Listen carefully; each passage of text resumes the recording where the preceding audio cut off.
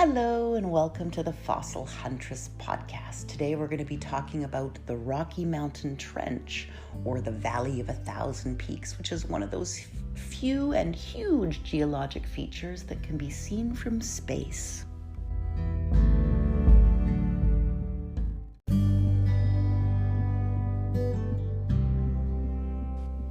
The Rocky Mountain Trench is a series of valleys that primarily a product of geologic faulting and pushing and pulling.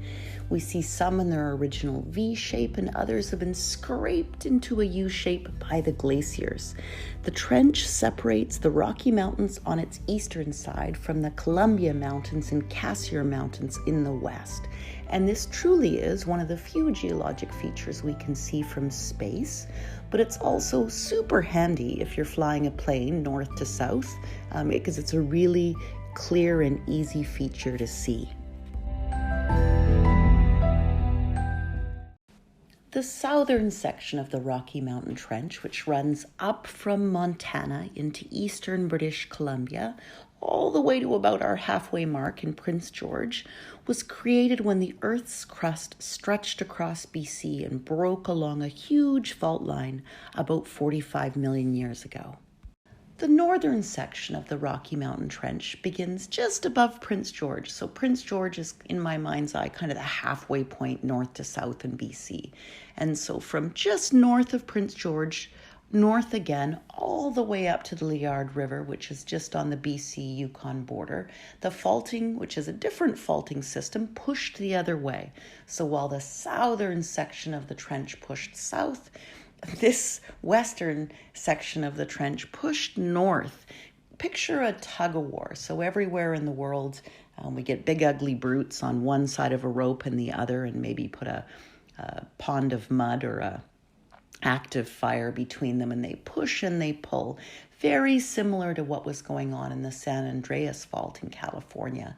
And this pushing and pulling back and forth created a rift and created these big valleys that we can now see from space. That faulting and pushing and pulling went on for about 140 million years. So we see some push me, pull me north-south and some lateral movement across the margin of that ancient North America. And this was during the time that BC was forming. So we had all these volcanic island terrains, much like the Philippines, erupting and pushing and pulling and riding the undersea Pacific plate, slamming obliquely into the west coast of North America. And so while that initial process of land building or sliding and colliding started about 170 million years ago, back in the Jurassic, it was about 140 million years of geologic push-pull that created the trench. I want you to imagine the British Columbia coast at this time, or the more North American coast, being like a book. And you want to stuff a wedge in there and peel off the top layers. So the continent was doing just that. It acted like a wedge, peeling the lighter rock of the volcanic islands off the underlying oceanic plate and adding them to its already enormous territory. So during this time, inland from the collision zone, the new territory, this new Earth, was being used as a bulldozer. So rumpling the sedimentary layers northeast, it created the first Columbia Mountains and then the western part of the Rockies. When this was happening, the two mountain ranges were one. The Rocky Mountain Trench had not yet formed to divide them. But out in the growing mountain range was a trough in the Earth's crust, fringing it with thick swamps, muddy deltas, and shallow bays, and home to many species of dinosaurs.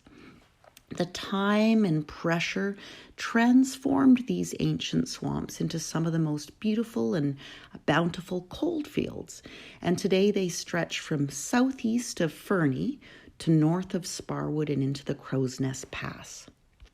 So time moved on and North America's relentless westward movement continued. About 85 million years ago, another series of volcanic islands began to crash into us as the coast mountains Vancouver Island, and Haida Gwaii were cemented onto the continental wedge.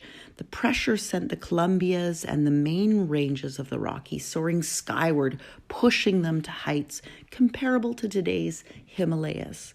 And then the trough lying east of the ranges buckled upwards, raising the soft layers of sandstone, shale, and coal to form a long strip of hilly highlands lying at the elevation of about Tibet.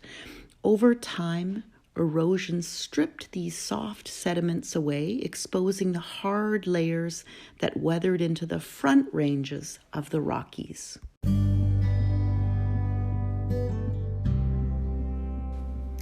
By about 55 million years ago, this pushing and pulling and all of the pressure on our continental coastline had eased up.